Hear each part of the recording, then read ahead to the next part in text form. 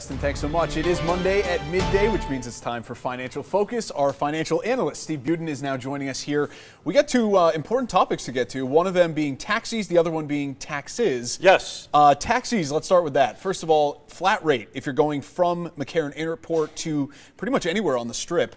The big question is that good news or bad news for riders who may be catching a cab? Yeah, I think anybody who's traveled has had this happen, whether you go to New York. I know New York has it, where you leave the airport, you go down to Manhattan, and you pay a flat fee. Yeah. The accusation in the past is that the cab drivers would take a long route, charge you more. Enough complaints came in, so now they charge a flat rate.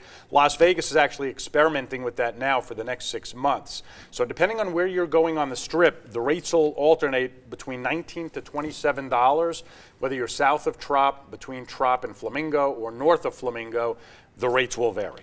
And you made an interesting connection in my mind, which was this also affects Lyft and Uber drivers as well. I mean, if they're trying to charge more than that, their rate's going to be forced down by the market. And if they charge less, they can probably get away with charging a few more bucks. Right. Well, this is why when you ask me if it's a good thing, we'll see. Because if you're a Lyft or Uber driver and you know there's a $19 limit on what you can charge, and you may have charged 15, now you're going to charge 19. Right. So you may be able to charge more depending on what you were charging in the past. But I reiterate, this is a pilot program for 6 months.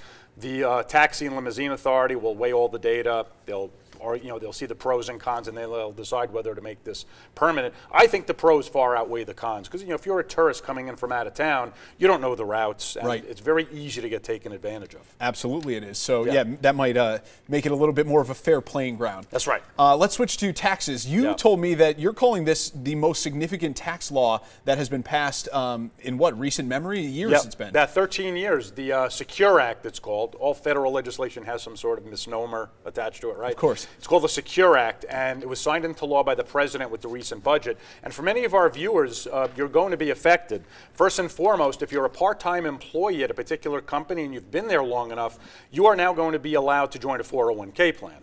A lot of this act has to do with the fact that Americans are not saving enough for retirement, so the government is giving a lot of incentives for people to save. Another thing, that anybody out there with student loans, you may have a college savings account called a 529 account. You will now be able to take some of those funds and pay off your student loans with those as well. And many of our viewers who are over the age of 70, you might have an individual retirement account. There's something called a required minimum distribution, where you have to start taking money out of your IRA. They've raised that age from 70 and a half to 72, so you could hang on to your money just a little bit longer. So there are a little bit of everything in there for most of our viewers. Yeah, there's many layers to this tax law, so really people should go out there and do their research. Anywhere you particularly recommend? No, I think you should certainly seek professional assistance. A lot of this is online. You can Google it, but for your particular situation, it probably would make sense to sit down with somebody and see what works. It varies from person to person. Yes, it does. All right.